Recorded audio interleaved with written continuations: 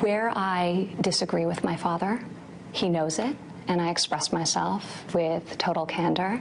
Where I agree, I fully lean in and support the agenda and hope that I can be an asset to him and make a positive impact. Ivanka Trump talking to Gayle King of CBS today, the same day she spoke to business leaders at the White House. She talked at that event about reinventing how we train America's workforce, the need for more women in science, technology, math occupations, and addressing the gender pay gap.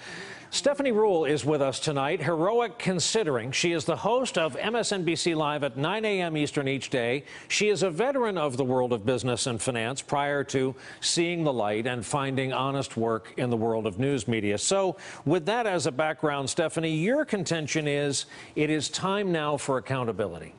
Well, I'm also passionate about the advocacy for women and girls, and Ivanka Trump is passionate about that as well. And now she's taken a new seat. She's taken one of the potentially most powerful positions in the White House, one of the most powerful women in the world, and now she has to be accountable for what she says she's so passionate about. So this morning, to address gender pay gap, we appreciate that she is, but what are the action steps? Because if you look at the president's policies thus far, they're really diametrically opposed. Last week, to pull back on protection that President Obama put in place for women in the workplace, to defund Planned Parenthood, the UN Health Fund. So there's really a mismatch in what's actually being done from a policy perspective. And today, speaking to those CEOs, yes, it sounds great to say putting people back to work with public-private partnerships. What does that mean? Ivanka Trump sat next to Angela Merkel, one of the most powerful people in the world, 2 weeks ago, and there they talked about job training. This week, she said she's excited to work with Mark Benioff on this apprentice program, creating 5 million apprenticeships by 2020.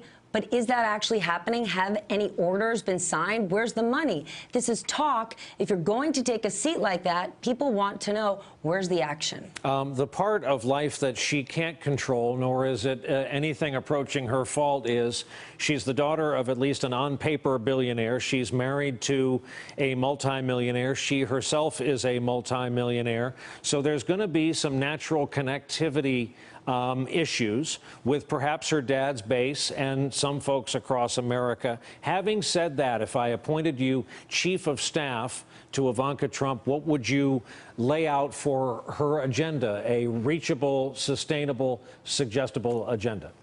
Brian, this is an optimistic time.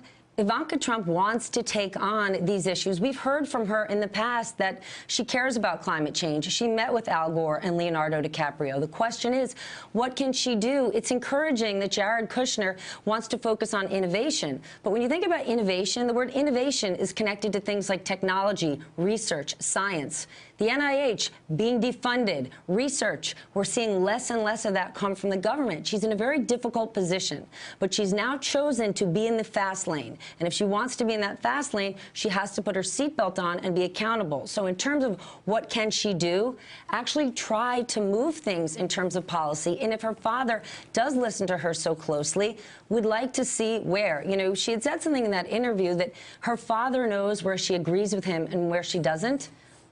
The American people want to know. You know, when that Women's March took place, Ivanka didn't comment on it. She didn't make a statement. And it doesn't mean she has to be in support of it, but to acknowledge it. Justin Trudeau did. He said, I recognize that people want to have their voice heard. And she was with Justin Trudeau in New York City, seeing a show about immigrants on the same night President Trump was at a rally saying, I want to bring back the original immigration ban. So if she is going to be this voice of reason, we would love to hear it, because as you know, these are scary times, and the policies that we're seeing put in place don't go with the message that she's put out. Hey there, I'm Chris Hayes from MSNBC. Thanks for watching MSNBC on YouTube. If you want to keep up to date with the videos we're putting out, you can click subscribe just below me, or click over on this list to see lots of other great videos.